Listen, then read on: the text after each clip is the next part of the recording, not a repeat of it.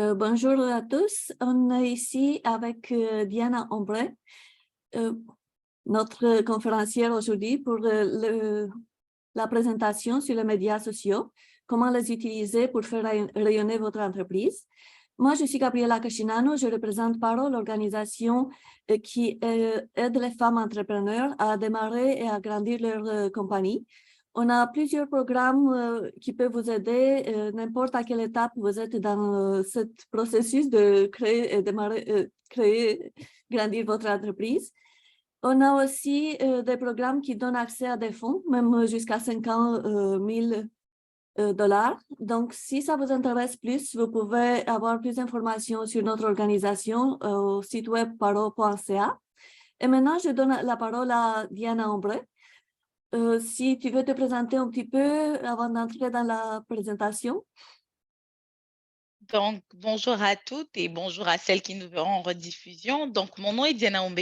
Je suis présentement fondatrice de l'agence Christelle, qui est une entreprise de marketing digital à Gatineau. On se spécialise vraiment dans la construction de l'image de marque des petites et moyennes entreprises francophones, particulièrement celles en milieu minoritaire. Donc, on les aide vraiment à la construction de tout ce qui est identité visuelle, identité de marque.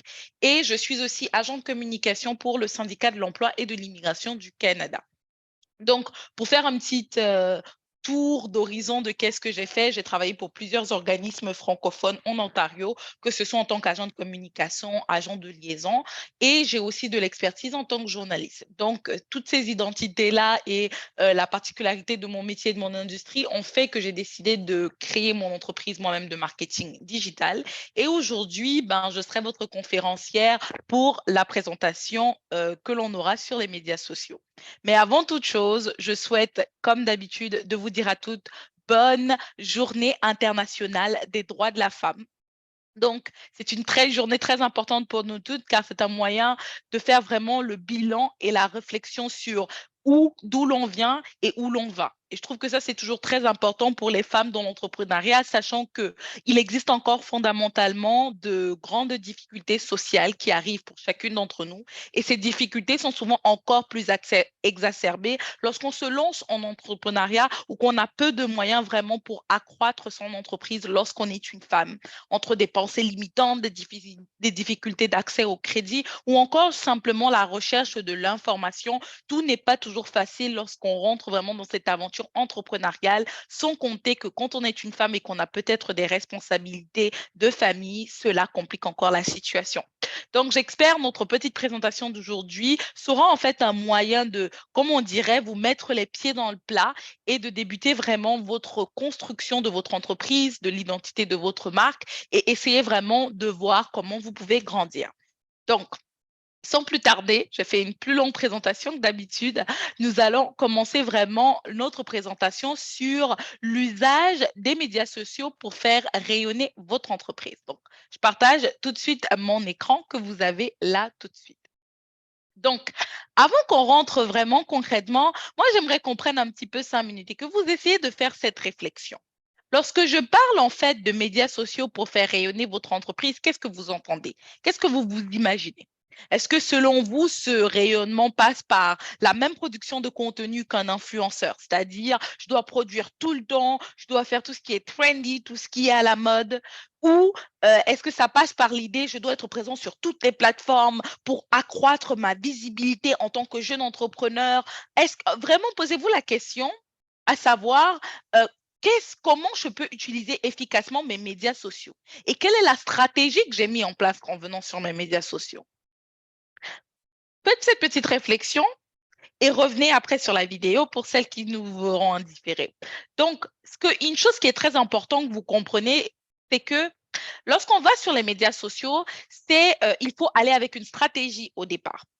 La tendance qu'on a à se dire, c'est que je vais être partout pour avoir la plus grande visibilité possible, sans prendre en considération qu'en réalité, c'est pas exactement ça. Vous devez avoir un plan et vous devez surtout choisir des plateformes qui seront le plus utiles en fonction de votre produit ou du service que vous livrez, mais aussi en fonction de votre audience et aussi tenir en compte de l'algorithme.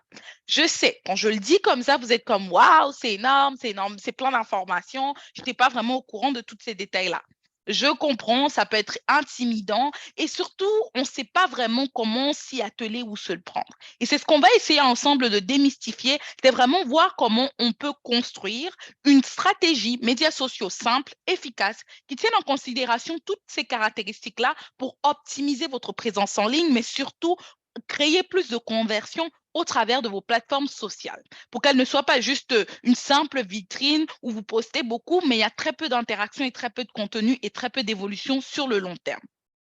Donc, voilà un petit peu, je vais vous, sans plus tarder, passons un petit peu au plan de notre présentation. Donc, cette petite formation va s'organiser autour de 3 axes principaux. La première, ça sera la définition et l'importance d'une stratégie médias sociaux. Je parle de stratégie médias sociaux ici, mais à quoi ça fait concrètement référence? Qu'est-ce que ça mange? C'est quoi les éléments qu'on prend à l'intérieur? La deuxième étape va vraiment se focaliser sur faire le bon choix de nos médias sociaux. Donc, maintenant qu'on connaîtra et qu'on aura défini c'est quoi une stratégie médias sociaux, la deuxième étape, c'est d'abord de connaître sur quelle plateforme je devrais perdre mon temps ou quelle plateforme je devrais éliminer. Et ça, ce n'est pas quelque chose de générique, c'est quelque chose de personnel, mais qui se base aussi sur une étude et une analyse préalable. Et enfin, en quatrième partie, on verra quels sont les éléments que vous devez mettre dans votre stratégie à proprement parler. Donc, on connaît la version un petit peu théorique avec la définition et l'importance. On a choisi nos médias sociaux. Maintenant, qu'est-ce que ça mange un petit peu à l'intérieur pour construire cette stratégie parfaite qui saura vraiment créer des conversions et peut-être des ventes pour votre entreprise. Donc, commençons. De nos jours, les médias sociaux font partie intégrante de la stratégie marketing d'une entreprise. Avec l'évolution constante et des caractéristiques précises pour chaque plateforme, il est important en fait d'avoir une stratégie précise pour atteindre chacun de vos objectifs communicationnels. Donc, lorsqu'on essaye pour définir grosso modo un peu ce que c'est qu'une stratégie de médias sociaux, cela fait référence à la planification de votre contenu sur chacune de vos plateformes en fonction de votre objectif, de votre public cible, la plateforme en elle-même, où je pourrais dire à peu près ces caractéristiques de la plateforme et votre produit ou service que vous essayez de vendre. Donc, dans votre stratégie pour les médias sociaux, vous devez faire ressortir les éléments suivants: l'identité de votre marque, à savoir quelle est ma valeur ajoutée, c'est quoi ma marque, qui suis-je, quel est notre positionnement social, quel est notre positionnement économique, quelle est ma plus-value que j'essaye d'apporter à ma clientèle cible au travers du produit ou du service que je vends. C'est quoi mon calendrier de publication, à savoir c'est quand fréquemment que je dois poster, c'est quoi le type de contenu que je dois poster, qu'est-ce qui sera pertinent et ainsi de suite, et aussi les méthodes de suivi. Maintenant que je suis sur cette plateforme sociale, maintenant que je poste régulièrement, en fait, comment je suis capable de déterminer mes indicateurs de succès? Comment je peux analyser en fait ce trafic-là pour savoir qu'est-ce que je devrais optimiser, qu'est-ce que je devrais éliminer et voir comment peut-être me recentrer globalement pour que mon message et que l'identité de ma marque se reflète le mieux au travers des plateformes sociales que j'ai conçues ou développées. Cependant, il faut aussi prendre en considération lors de l'analyse de vos médias sociaux que chaque plateforme possède des caractéristiques qui lui sont propres. Dès lors, le type de publication, la fréquence de publication ou même la période ou même la portée de certains contenus va varier d'une plateforme à l'autre. Il faudra donc prendre en considération ces éléments lors de la production de votre stratégie médias sociaux. Donc, voilà un petit peu les points importants ou l'aspect ou le cadre théorique à prendre en considération lorsqu'on parle de stratégie médias sociaux. Comme je vous ai dit, le point de départ, s'il vous faut retenir des mots-clés, c'est ceci. La stratégie médias sociaux, c'est juste la planification que vous mettez en place lorsque vous allez sur les plateformes. Prenez en considération les points suivants. C'est quoi mes objectifs? À qui je veux parler? Sur quelle plateforme? Et qu'est-ce que je propose ou je vends? Si vous prenez vraiment déjà ça en considération, vous êtes sur les débuts d'une stratégie médias sociaux. Et ça va vraiment vous aider. Donc, comment constituer ou les éléments que vous devriez prendre en considération au fur et à mesure que vous voudriez vraiment construire cette vitrine virtuelle pour votre entreprise. Maintenant, rentrons dans le vif du sujet et parlons de comment choisir ces médias sociaux. Donc, avant de rentrer dans la conception même d'une stratégie médias sociaux, il faut savoir quelle plateforme est la mieux adaptée pour votre entreprise. En effet, les médias sociaux sont de bons moyens pour rejoindre votre public cible et être en mesure de faire de la publicité ciblée à petit prix. Toutefois, toutes les plateformes sociales ne sont pas adaptées aux besoins de votre entreprise et à votre public. Dès lors, il est judicieux de faire un point de vue budgétaire et économique et de vous focaliser sur des plateformes qui sont plus spécifiques à votre industrie et qui sauront vous donner un retour sur investissement positif. Donc, pour faire simplifier, il faut apprendre à savoir qu'il y a 2, 3 ans, je vous aurais dit, soyez sur toutes les plateformes. Parce qu'à cette époque-là, la plupart des algorithmes fonctionnaient tous de la même manière, étaient très peu distinctifs l'un des autres. C'était vraiment maximisé. La plupart des plateformes sociales voulaient vraiment juste maximiser les utilisateurs pour aller chercher le plus de fonds possible pour justifier, hey, notre taux de chiffre d'affaires est de seulement 2 millions pour maintenir et s'assurer que la plateforme ne crache pas avec les 3 milliards d'utilisateurs qu'on a. Voilà, voilà, voilà, voilà, voilà. Et on va dire que les algorithmes différenciés ne se différenciaient pas beaucoup ni les uns ni des autres. Mais de nos jours, la plupart des plateformes ou des médias sociaux ont développé littéralement ce que j'appellerais leur propre personnalité, leur propre caractère, leur propre spécificité. De temps en temps, certaines plateformes essayent d'aller manger sur les plats des autres, entre guillemets Instagram. Je les regarde du coin de l'œil parce qu'ils ont tendance à voir un petit peu aller voler dans les plateformes des autres depuis leur développement et leur, on dirait en anglais merge avec Facebook. Mais en soi, Instagram reste et possède toujours un ADN particulier. Et c'est ça qu'on va essayer d'apprendre ensemble au travers de cette partie-ci. Donc, pour bien choisir ces plateformes sociales, la première chose à prendre en considération, c'est l'algorithme. Depuis le début de cette présentation, je parle beaucoup d'algorithme, d'algorithme, d'algorithme. Et si on n'a pas tout ce langage informatique, on est en mode, ben, c'est quoi un algorithme? Ben, l'algorithme, globalement, et de manière vraiment simplifiée, c'est le mode de fonctionnement de chaque plateforme sociale.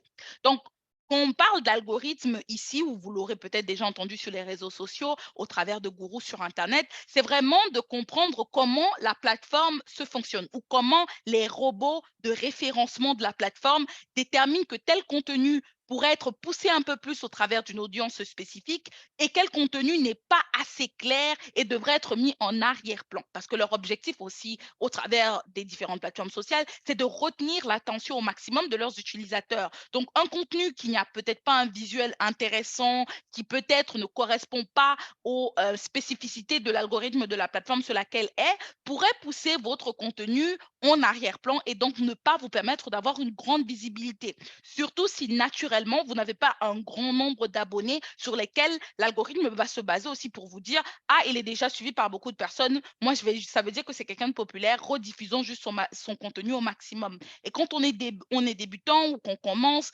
il y a beaucoup de travail là-bas en amont qu'il faut faire. Donc, tous les médias sociaux ne fonctionnent pas de la même manière et leur algorithme va varier en fonction de la directive prise par la compagnie qui les possède.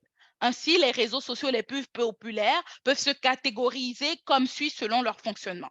La première chose ou les premiers types de plateformes que vous allez retrouver, c'est ce qu'on appelle les plateformes de réseautage. Ici, ce sont des réseaux sociaux qui vont permettre aux utilisateurs de réseauter entre eux et de développer des liens communautaires pour favoriser le partage et l'échange d'informations sur la plateforme. Il s'agit entre autres de plateformes comme par exemple Facebook, qui, par l'intermédiaire de groupes d'âge, regroupe les personnes qui partagent les mêmes centres d'intérêt ou valeurs. C'est un excellent réseau social pour rester à l'écoute de nos membres et partager aussi des mises à jour de manière très fréquente. On a aussi des plateformes qui rentreraient dans le spectrum de plateformes de réseautage, LinkedIn, qui est une plateforme de réseautage, mais uniquement pour les professionnels. Donc, ce réseau social permet à ses utilisateurs de développer et gérer leur identité professionnelle en ligne. Il est idéal pour connecter avec les entreprises ou les organismes qui opèrent dans un même secteur d'activité que nous. Donc, par exemple, LinkedIn peut être très intéressant si vous proposez généralement des services à des entreprises, vraiment quelque chose de très B2B. Ça vous permet vraiment de vous positionner et d'avoir directement un contact avec des personnes qui travaillent pour ces entreprises ou ces industries-là et aussi pour montrer que, oh, nous sommes présents, nous avons produit tel type de contenu et ainsi de suite. Donc, c'est par exemple ces petits détails-là que vous prendre en considération lorsque vous faites le choix de vos plateformes sociales. Par la suite, nous avons les plateformes qu'on appelle de microblogging. Celles-ci, en fait, permettent aux utilisateurs de partager du contenu rapidement et fréquemment. L'algorithme des plateformes de microblogging étant temporel que préférentiel, c'est-à-dire il va beaucoup plus miser sur le contenu récent qu'en fonction des préférences des utilisateurs de la plateforme.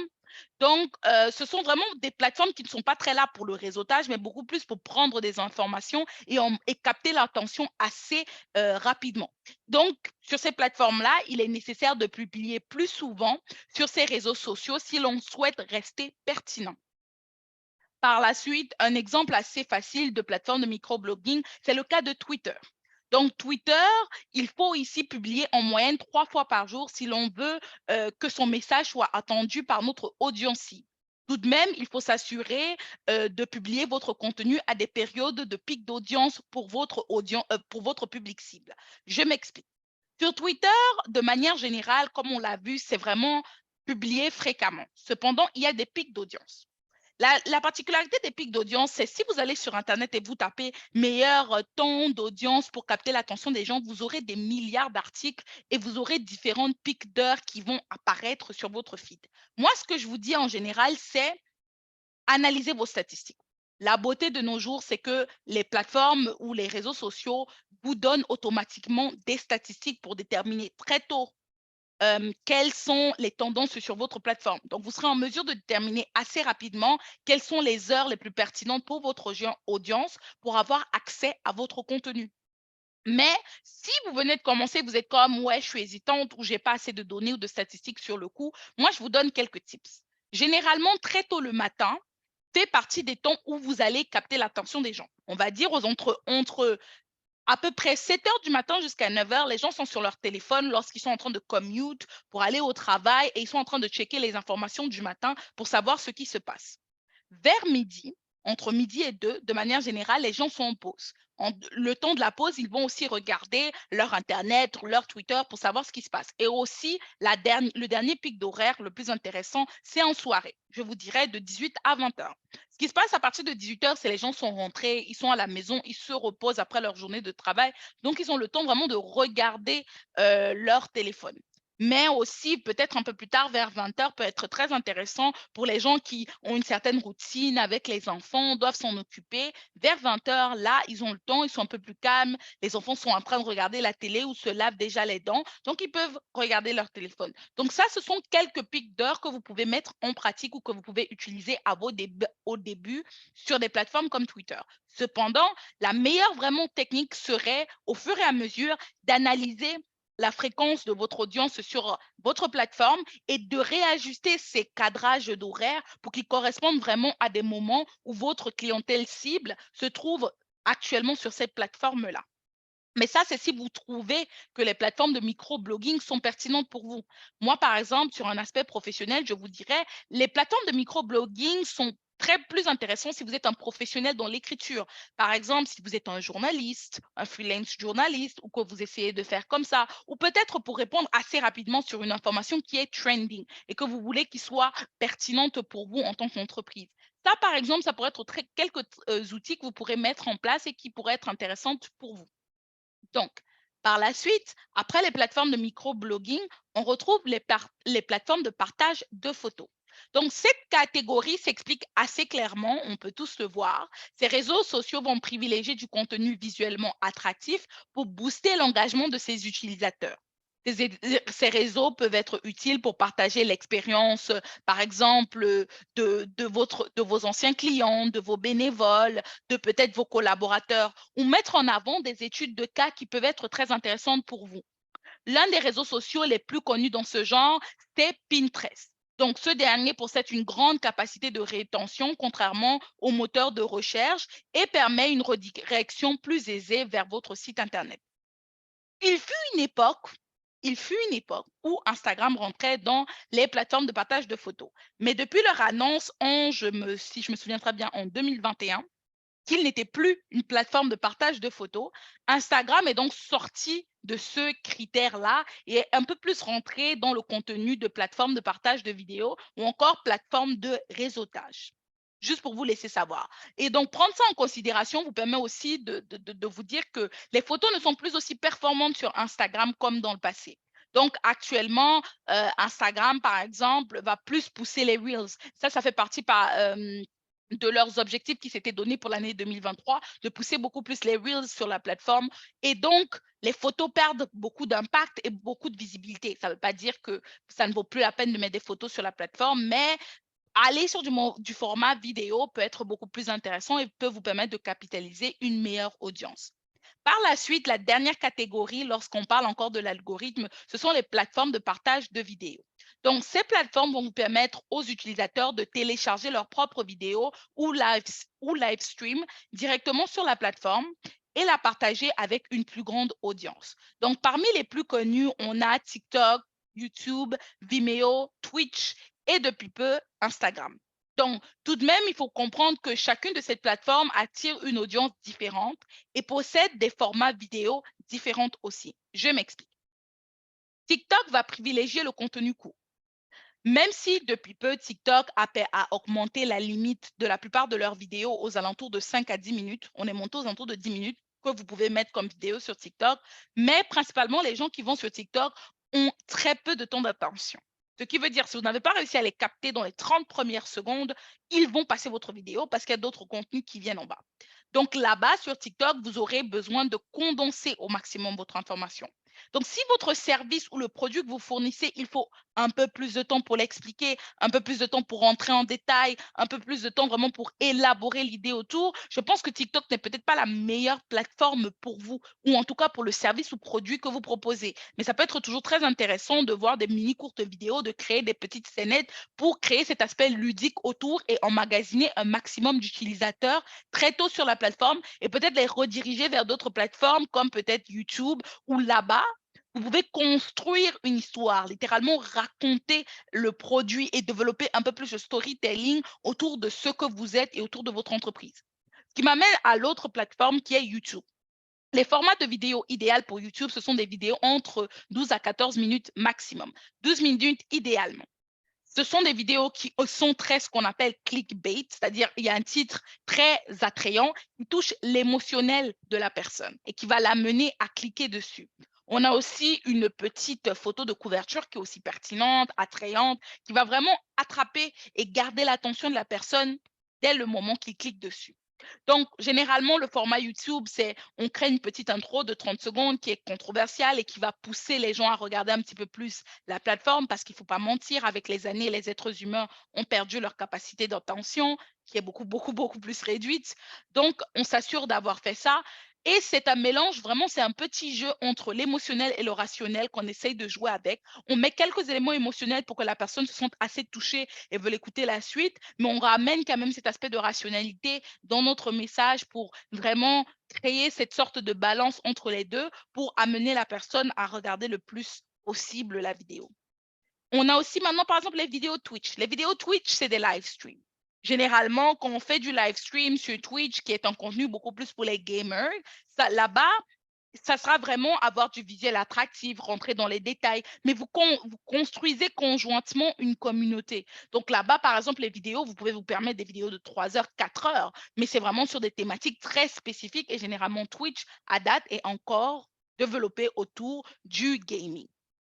Mais vous pouvez, par exemple, aller sur d'autres plateformes comme Discord et autres. Ça, c'est un petit peu les 4 catégories qu'il faut prendre en considération quand vous choisissez votre plateforme. C'est de déterminer vraiment l'algorithme. Et ces algorithmes-là sont de 4 ordres, à savoir réseautage, blogging, partage photo ou partage vidéo, que vous devriez toujours prendre en considération avant de choisir vos plateformes. Donc, en plus du fonctionnement de vos plateformes, vous devez aussi prendre en considération votre audience, vos objectifs, la nature de votre entreprise, vos ressources et même votre compétiteur lorsque vous choisissez vos médias sociaux. Et ça, c'est très important. Ce qui va nous permettre en fait de nous ouvrir à un autre aspect du choix des médias sociaux qui sont les caractéristiques particulières de chaque plateforme. Donc, l'un des aspects à prendre en considération, c'est l'algorithme, à savoir comment ça fonctionne, mais il y a un deuxième grand groupe, à savoir les caractéristiques des plateformes. Ici, vous devriez aussi prendre en considération est-ce que la plateforme pousse beaucoup plus de contenu organique ou est-ce que la plateforme aura tendance à pousser du contenu payant? Et là, je vous explique un petit peu plus en détail. Donc, La première chose à prendre en considération, ce sont les caractéristiques organiques des plateformes. Donc, parmi les caractéristiques organiques, prenez en considération l'audience moyenne de la plateforme et les habitudes de consommation du contenu sur cette dernière. Vous pouvez aussi analyser la rapidité de croissance des comptes d'utilisateurs, les types de messages diffusés et même la popularité du contenu lorsque votre démographie et votre secteur d'activité sont représentés sur une plateforme. Donc, je vous conseille en général d'en choisir une ou autre qui aura un meilleur impact. Donc, laissez-moi vous expliquer un petit peu les caractéristiques organiques des plateformes.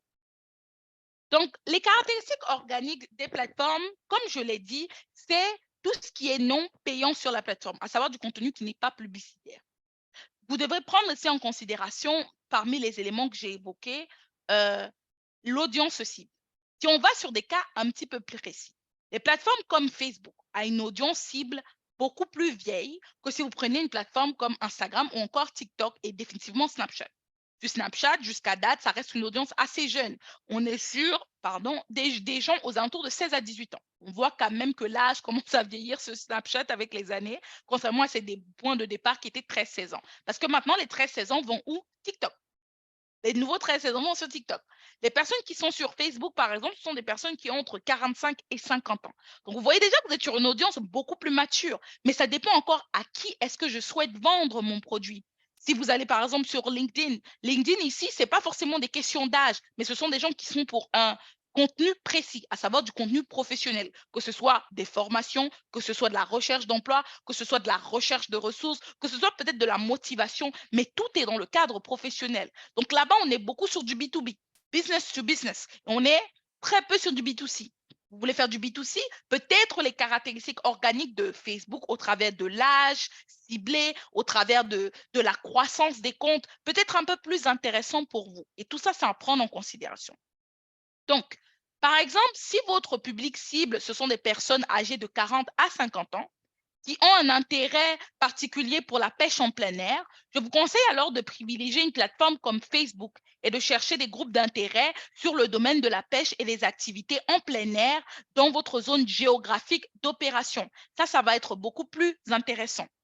En effet, selon les données de Statista, qui est une plateforme de statistiques marketing de 2020, les personnes entre 35 à 44 ans sont le troisième groupe d'âge dominant sur Facebook.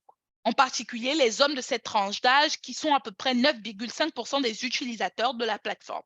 Donc, si vous choisissez et vous êtes une entreprise dans la pêche, et je prends le cas de la pêche juste comme ça, il est intéressant pour vous d'aller peut-être plus sur Facebook que de perdre votre temps sur Instagram, TikTok ou encore YouTube parce qu'il n'y a pas forcément un intérêt criant là-bas.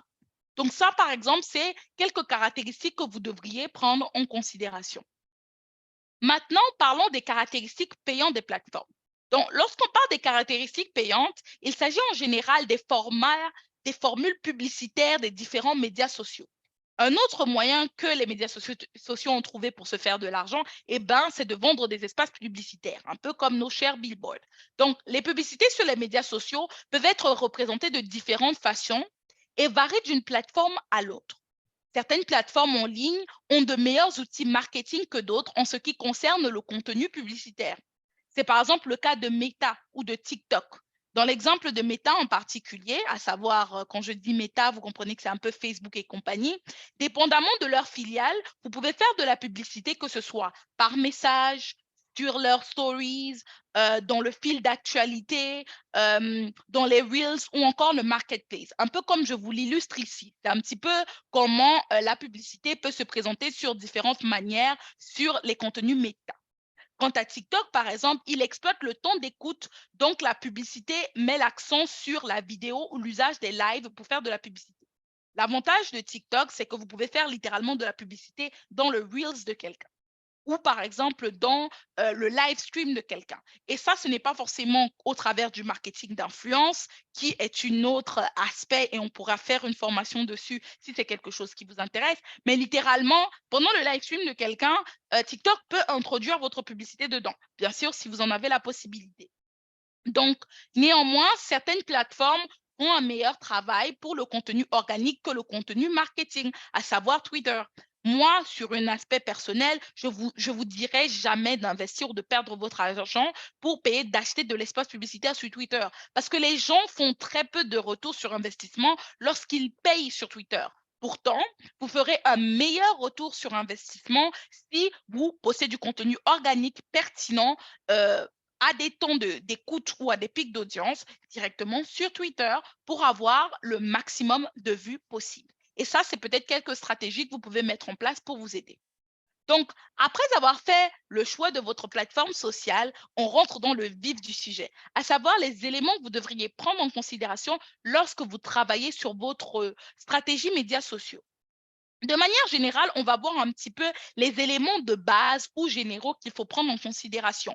Mais il y a autant d'éléments qui peuvent être pris en considération, exploités ou développés. Donc là, je vais vraiment essayer de prendre la manière la plus simple et la plus digeste pour que tout le monde puisse comprendre assez aisément. La première étape lorsqu'on veut construire une stratégie de médias sociaux, et je l'ai dit auparavant, c'est de déterminer vos objectifs. Donc, est-ce que vous voulez apporter plus de visibilité sur votre service? Ou est-ce que vous voulez apporter de l'attention sur une cause qui vous tient à cœur? Ici, toutes ces questions-là rentrent dans la détermination de vos objectifs. À savoir, vous devez concevoir des objectifs SMART, spécifiques, c'est-à-dire vous devez être très clair dans les objectifs que vous souhaitez atteindre lorsque vous allez sur les médias sociaux. Par la suite, ils doivent être mesurables, c'est-à-dire que vous connaissez ce que vous souhaitez atteindre. Est-ce que peut-être un objectif mesurable, c'est je souhaite avoir 1000 abonnés sur ma plateforme ou je souhaite générer à peu près 300 clics sur le lien que j'ai mis sur ma plateforme. Déterminez vraiment ces objectifs très spécifiques. Par la suite, est-ce qu'ils sont atteignables? Soyons honnêtes. Dire en 3 mois, je souhaite avoir 300 000 abonnés, ce n'est pas réaliste. C'est un bel objectif, c'est louable, mais cet objectif-là n'est pas réaliste compte tenu de la réalité. Par la suite, après que votre objectif, prendre des aspects atteignables, est-ce que votre objectif est réaliste? C'est-à-dire, est-ce que vous pouvez atteindre 300 000 abonnés en 3 mois? Non. Mais vous pourriez atteindre 300 000 abonnés si vous êtes pertinent, si vous êtes relevant, peut-être sur 1 an ou 2 ans. Qui sait, 3 ans aussi. Maintenant, assurez-vous donc, compte tenu que vous voulez peut-être mesurer la performance de vos médias sociaux sur 3 mois, maintenant, choisissez un objectif réaliste là. Donc, peut-être sur 3 mois, ce qu'on pourrait faire, qui peut être réaliste, c'est de vous donner 300 abonnés. 100 abonnés par mois est complètement possible et réalisable à avoir. Si vous êtes du contenu encore plus pertinent ou si vous discutez avec une clientèle très jeune, très connectée, peut-être même vous obtiendrez plus sur 3 mois. Mais allant sur un 300, ça, c'est obtenable. Et enfin, temporel. Il faut toujours apporter cette part de temporalité. Il ne faut pas juste dire, je souhaite atteindre 1000 abonnés. Le fait qu'il n'y a pas cet aspect temporel dans la détermination de votre objectif ne vous donne pas ce sentiment de pression et vous ne vous donnez même pas la possibilité vraiment de travailler à 100% pour atteindre votre objectif sur la plateforme. Donc, vraiment, utiliser la technique SMART vous aide vraiment à atteindre chacun de ces objectifs-là. Par la suite, déterminez vos cibles. Ici, en fonction de vos objectifs que vous êtes définis, déterminez les moyens de mesure de votre succès. Donc, dans l'exemple que j'ai donné précédemment, j'ai parlé du nombre d'abonnés comme mesure de succès. Mais vous pouvez choisir que ma mesure de succès, moi, ça peut être la quantité d'interactions ou le nombre de publications par jour ou le nombre de visites sur votre site Internet à partir de votre compte ou de votre réseau social. Ça peut être aussi le nombre de nouveaux clients, la participation à vos événements ou les gens qui se sont inscrits sur votre newsletter. Fixez-vous vraiment les objectifs qui correspondent en fait à votre vision marketing et là où vous êtes dans votre développement. Mais assurez-vous que ces objectifs, tout comme que ces cibles, tout comme vos objectifs, soient atteignables et réalistes. Par la suite, je vous dirais de déterminer votre niche. Je m'explique. La niche fait référence au segment du marché dans lequel vous opérez.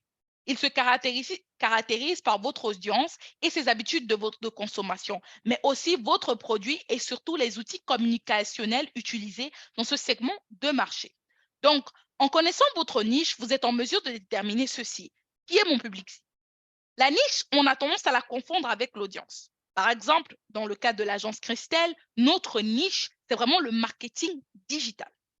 Le marketing est large. En prenant le marketing digital, on réduit encore l'espace dans lequel nous opérons. Donc, dans le marketing digital, nous, c'est les entreprises et qui ont des besoins en marketing digital. Maintenant, ce qui est assez différent de mon segment de marché.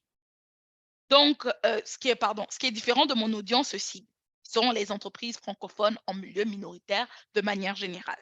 Donc, en connaissant votre niche, vous pouvez déterminer donc votre public cible, les plateformes numériques les plus appropriées pour celle-ci. Maintenant que je connais mon public, sur quelle plateforme elle se trouve? En réalité, moi, je peux penser que mes personnes se retrouvent sur Facebook, mais en réalité, mes personnes se trouvent plutôt, je ne sais pas moi, sur YouTube.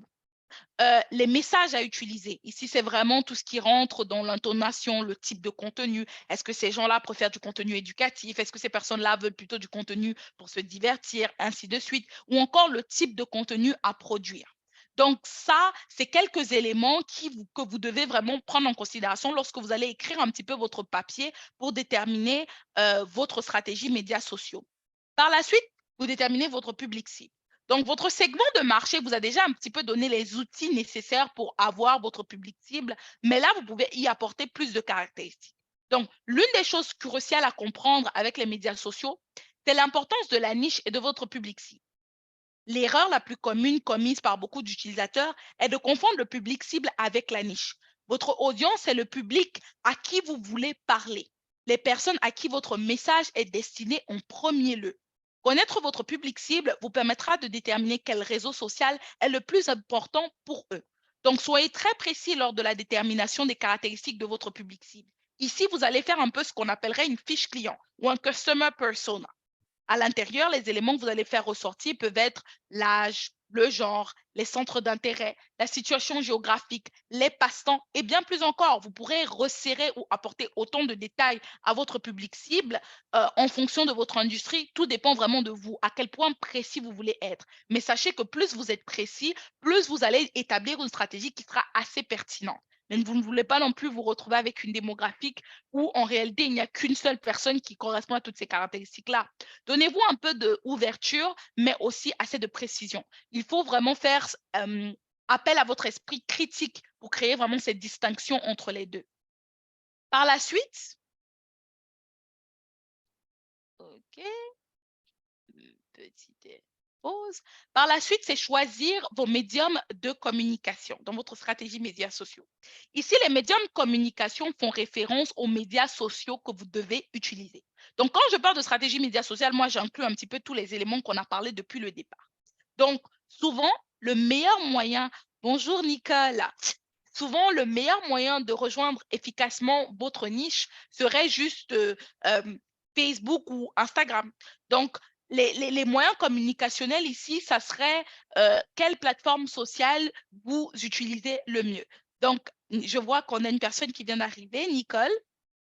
Bonjour, je vais te faire un petit mise à jour assez rapide pour qu'on ne revienne pas dans les détails. On pourra revenir si tu as des questions à la fin de la présentation. Mais là, je suis en train d'expliquer globalement les étapes à prendre en considération lors de la conception de la stratégie médias sociaux. Là, on est sur le point numéro 1, 1, 2, 3, 4, 5.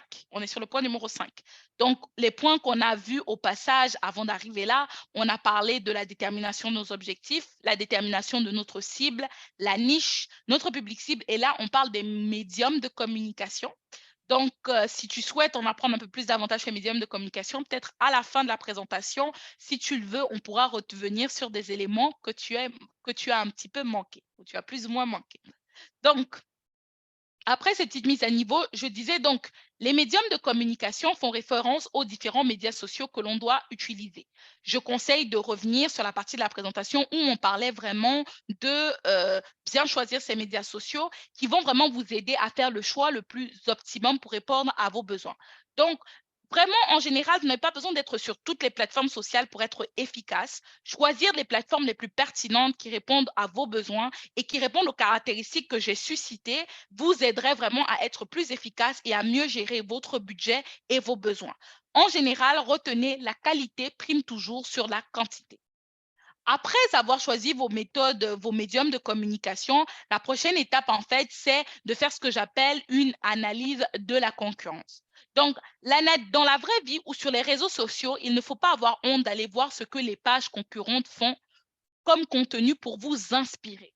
Donc, généralement, c'est le meilleur moyen d'être sûr que vous produisez déjà du contenu qui va plaire à votre public cible. Et vous pouvez aussi exploiter leurs centres d'intérêt existants et aussi les formats qu'ils ont mis en place pour développer votre contenu autour. Et vous voyez que c'est un lien direct à connaître quelle est ma niche et connaître quel segment de marché dans lequel j'opère.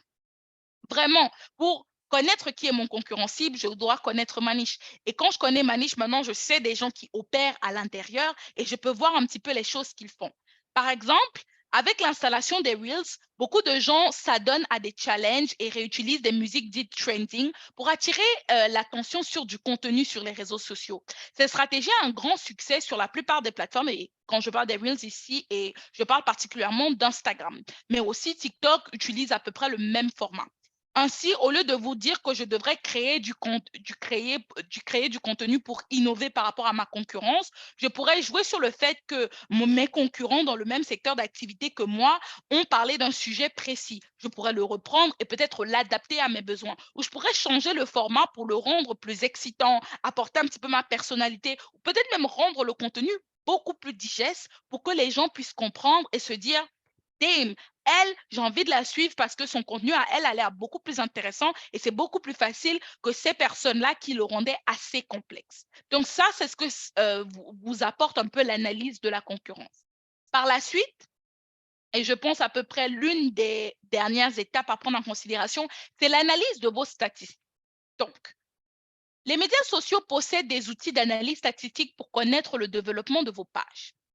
Grâce à ces données, vous pouvez faire un suivi de vos performances, repérer le type de contenu qui fonctionne le mieux et voir le niveau d'intervention sur chacun de vos posts. Donc, cela vous permet de mieux analyser votre évolution sur les plateformes en fonction des cibles que vous vous êtes données au départ. Et cela aussi vous permet d'ajuster le contenu pour plaire à votre audience cible. Si vous vous rendez compte, dans un cas précis, en analysant vos statistiques, moi, j'ai dit ma clientèle cible, ce sont des PME francophones. Mais si moi, je vois au travers de mes statistiques que la plupart des personnes qui me suivent, en réalité, ce sont des professionnels anglophones, c'est-à-dire qu'il y a un problème quelque part. Si j'ai vraiment envie de faire du business avec des entreprises francophones, mais que je me rends compte que ce ne sont que des entreprises anglophones, ça veut dire que je ne produis pas du contenu qui est pertinent pour les entrepreneurs francophones. Ça veut donc dire que peut-être moi, j'ai trop misé sur du contenu en anglais, ce qui a fait que j'ai attiré des entrepreneurs anglophones à la place. Ou peut-être ça peut être moi qui me dis, j'ai pas envie de changer le contenu que je produis, je pense qu'il est pertinent, peut-être que ça sera à moi de ajuster alors c'est quoi mon audience cible. Le deuxième cas, je ne vous le conseille pas. Je vous conseille plutôt, lorsque vous êtes sûr de votre clientèle cible, de plutôt adapter le contenu que de rechanger tout pour recréer un petit peu le moulin. Ça ne fait pas forcément du sens la plupart du temps. Un autre élément à prendre en considération dans votre stratégie médias sociaux, c'est le type de contenu. En général, les contenus sur les réseaux sociaux vont être catégorisés en 5 grands groupes. On a le premier groupe, à savoir le contenu de type divertissant. Celui-ci attire généralement les personnes qui sont sur les réseaux pour se détendre. Ce type de contenu est moins intéressant si vous souhaitez peut-être promouvoir une cause, mais il peut être utilisé avec une certaine pointe d'agilité si vous souhaitez vendre un produit en particulier. Il peut être très utile pour produire des vues et des mentions j'aime sur le contenu que vous proposez. Par exemple, vous pouvez trouver un moyen ludique de proposer votre produit. Si on prend le cas, par exemple, d'une entreprise que j'aime beaucoup, c'était des entreprises de crochet qui vendent des pulls.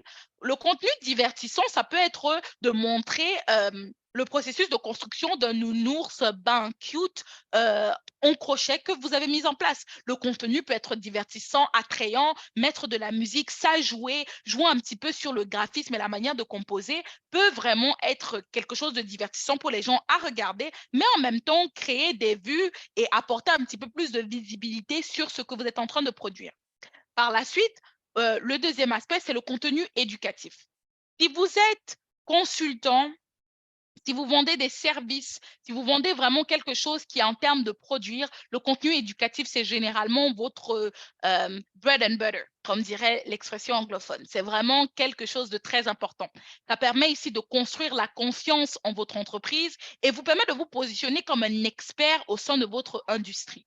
Par la suite, vous pouvez aussi, le troisième groupe, c'est le contenu inspirant, limite motivationnel. Il permet ici de rendre votre entreprise plus authentique et de rendre un petit peu peut-être la mission de votre entreprise moins utopique. Ce type de contenu vous permet vraiment de renforcer le message de votre entreprise, sa mission, sa vision et ses valeurs.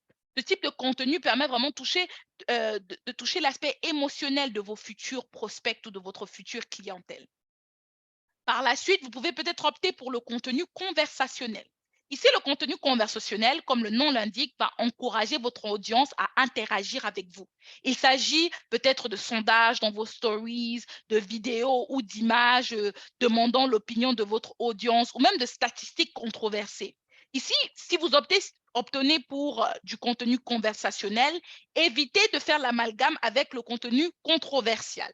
Le contenu controversial, lui, va beaucoup générer de conversations, de commentaires autour de votre poste, mais il peut quand même rentrer dans est-ce que c'est de l'information véridique, est-ce que c'est de la désinformation, est-ce que ça va porter préjudice à des personnes ou à des groupes vulnérables. Faites vraiment très attention avec le contenu conversationnel que vous essayez de mettre de l'avant, mais c'est toujours très bien pour augmenter les statistiques autour de votre entreprise ou peut même être utile lorsque vous travaillez sur des études de cas. Vous pouvez sortir un aspect, prendre peut-être, prenons le cas précis de la controverse qu'il y a eu à un moment donné avec Balenciaga. La conversation autour de Balenciaga et bien sûr de sa publicité très controversée par rapport à du contenu de la pornographie infantile et des props qui ont été utilisés. Ça peut être problématique, mais vous, si disons que vous vous positionnez en tant que moi, je suis un entrepreneur dans le marketing, je vais prendre ce contenu-là par rapport à Balenciaga et je peux faire une analyse communicationnelle en disant, OK, ça peut être problématique, mais il y a tel aspect qu'on peut ajouter, il y a tel aspect qu'on peut analyser et j'en fais toute une étude de cas pour expliquer comment c'est un problème, mais aussi comment sur un point de vue marketing, on peut le prendre et on peut le rendre en opportunité. Donc, l'exemple de cas qui me revient très clairement, c'est le cas de H&M avec son t-shirt controversé, à savoir The Coolest Monkey in the Jungle. Et ils l'ont mis sur un petit garçon noir. Donc, tous ceux qui sont en marketing peuvent déjà comprendre, c'est la chose la plus stupide quand on parle d'entreprises comme H&M où il y a au moins 10 contrôles de qualité sur les produits qui sortent. Mais l'une des choses qui s'est passée et sur laquelle H&M et beaucoup d'entreprises limite jouent, c'est sur le Black Outrage. Le Black Outrage est un concept en marketing qui littéralement joue sur l'émotionnel des personnes qui viennent de communautés racialisées. Certaines entreprises y prennent ou sont devenues des experts dans l'usage de ça pour se rendre relevant sur la plupart des plateformes en utilisant cet aspect émotionnel, en utilisant ce choc, en utilisant cette consternation sociale pour au final le rendre en profit. Parce que quand la controverse est descendue, ils se sont montés au traîneau, ils ont dit qu'on ne va plus le faire, ils ont pris des égéries inclusives. Au final, on leur a apporté de la publicité gratuite. On en viendrait presque à ce que dire, est-ce que toute publicité n'est pas bonne publicité? Je vous laisserai un petit peu sur ce questionnement social, mais en même temps, je trouve que ça peut être une très belle analyse. Mais pour nous qui commençons, on n'a pas le même budget ni la même notoriété que H&M. Évitons le contenu controversial, à part si c'est pour nous servir dans des études de cas, si vous êtes dans un domaine d'activité précis. Le cinquième type de contenu et le dernier, c'est le contenu promotionnel.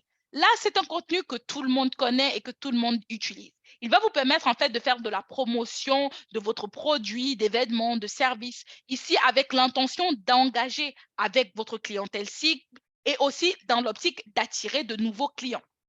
Donc, en définitive, après avoir vu chacune de ces types de contenus, j'aimerais vous dire ceci. Vous pouvez lier plusieurs types de contenus en même temps sur votre plateforme. Ou vous pouvez adopter un type de contenu sur une plateforme en particulier et pas sur une autre. Tout dépend encore de votre stratégie et des avantages et inconvénients de chaque plateforme. Par exemple, un contenu conversationnel ou encore un contenu, je dirais conversationnel va beaucoup plus marcher, par exemple, sur Twitter. Parce que là-bas, on aime beaucoup bavarder, on aime beaucoup échanger. Donc, ça va beaucoup plus passer. Mais les contenus divertissants, relax, ça va être un peu plus peut-être sur Instagram ou Facebook qu'on va essayer de l'avoir. Le contenu promotionnel pourra peut-être mieux passer sur une plateforme comme LinkedIn et Facebook ou encore Instagram si vous prenez des aspects publicitaires que d'autres. C'est à vous vraiment de voir et d'analyser chacun des éléments et de prendre en considération l'ensemble des techniques et ressources que j'ai présentées dans cette présentation pour vous être utiles. Enfin, la dernière chose à prendre en considération dans votre stratégie médias sociaux, c'est de montrer votre belle personnalité. Une chose est sûre, c'est qu'on ne pourra jamais copier votre personnalité. On peut copier votre produit, on peut copier votre service, mais qui vous êtes et comment vous présentez l'information sera toujours quelque chose d'unique et d'intrinsèque à vous. Si vous prenez du plaisir à parler de la santé mentale, montrez-le dans votre vidéo ou encore dans votre Reels. Le plus important en ligne, c'est de présenter du contenu complexe de la manière la plus simplifiée possible. Dites-vous que vous parlez à des enfants de 7 ans qui ont un temps d'attention de maximum 30 secondes à 2 minutes. Assurez-vous que le contenu soit concis, digeste et aussi agréable. Mais surtout, prenez du plaisir à montrer qui vous êtes. Il faudra qu'à la fin de votre explication, comme je l'ai dit, un enfant de 7 ans soit en mesure d'avoir compris votre point. Et ça, c'est une particularité qu'on vous apprend en journalisme dès le départ. On vous dit, si vous écrivez pour que un étudiant universitaire soit le seul à vous comprendre, vous avez mal écrit.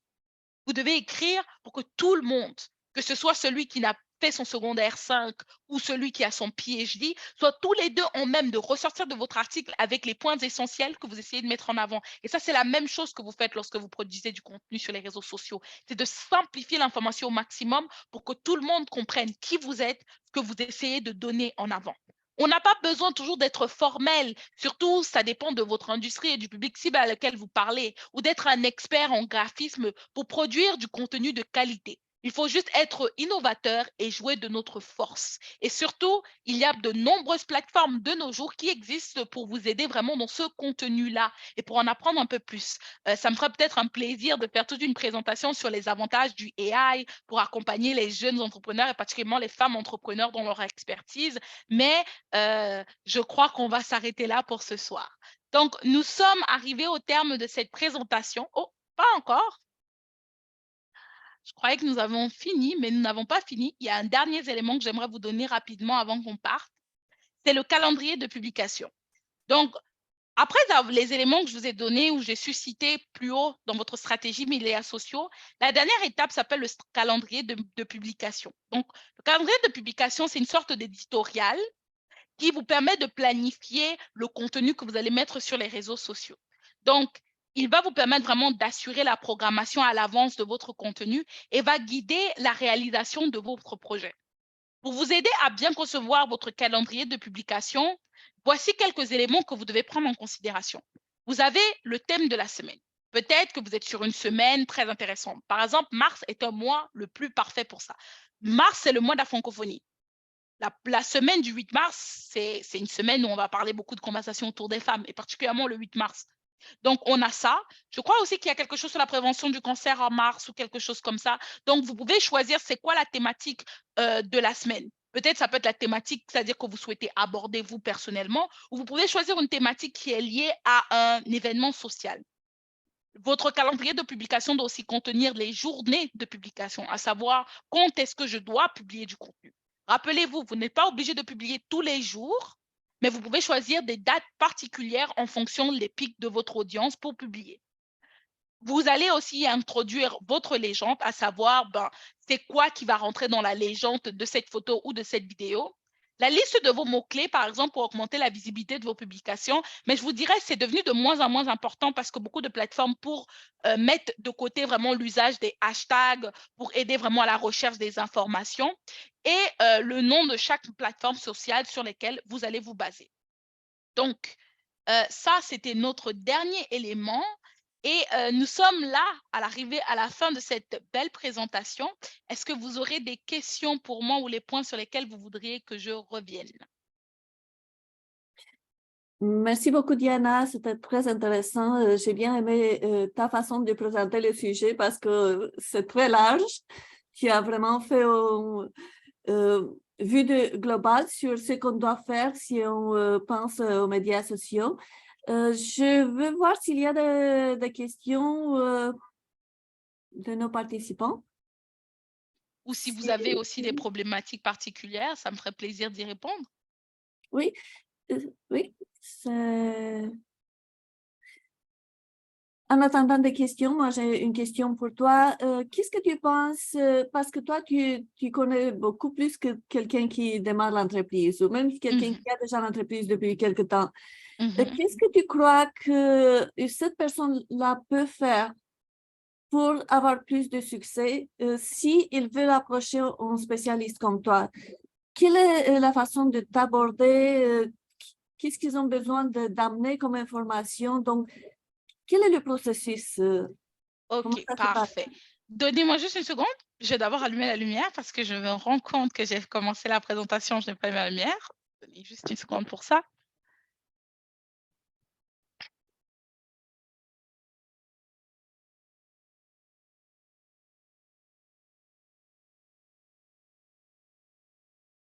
Nicole, si tu as des questions, tu peux les poser aussi. Parfait. Je crois que ça, ce sera bien mieux comme ça. Merci et je trouve que c'est une question très pertinente de ce que tu as dit. Lorsqu'on va voir un professionnel en communication, la première chose que moi, je vous dirais toujours, c'est d'avoir quelques éléments de base, à savoir connaître qui vous êtes et être en mesure de me le dire. Me donner votre vision, votre mission et vos valeurs. Et c'est ce que vous essayez, qu'est-ce que vous essayez d'atteindre. Je m'explique. La chose importante pour nous, experts en marketing, ou pour si vous venez auprès de moi pour avoir mes services, ce que je dis en général, c'est que j'ai envie de comprendre votre entreprise. Mais vous devez l'expliquer de la manière la plus claire possible pour que je sois en mesure de vous présenter, développer avec vous une stratégie qui correspond à ce que vous voulez et qu'on soit aussi en mesure de mieux l'expliquer aux autres. Mais vous êtes le porteur du projet. Donc, vous êtes la première personne qui devait être en mesure de l'organiser et de travailler le messaging autour. En tout cas, la première chose, le qui nous sommes, c'est qui je suis, quelle est ma mission, quelle est ma vision, quelles sont mes valeurs. C'est vraiment les points de base que je demande aux clients qui viennent nous revoir. Pour la suite, à savoir quelle plateforme choisir, quels médias et autres, ça va, on peut travailler ensemble conjointement. Mais si j'arrive à comprendre quelle est intrinsèquement la nature de votre entreprise, nous, ça nous aide à vraiment travailler autour sur peut-être le meilleur messaging, les meilleures plateformes sur lesquelles on peut aller, les meilleurs types de contenus qu'on peut investir ou quelles ressources on va chercher sur un point de départ. Mais posez-vous vraiment ces questions. Qui suis-je? C'est quoi ma mission? C'est quoi ma vision? C'est quoi mes valeurs? Et peut-être aussi à qui je souhaite parler, à qui je souhaite vendre mon produit ou mon service. Et de là, vous facilitez déjà beaucoup de travail au niveau de votre marketing. Parce que s'il doit le faire pour vous, ça va, vous prendre beaucoup plus de temps. Peut-être que lui, il a une vision complètement différente de ce que vous vouliez au départ. OK, merci. Je vais juste arrêter le recording.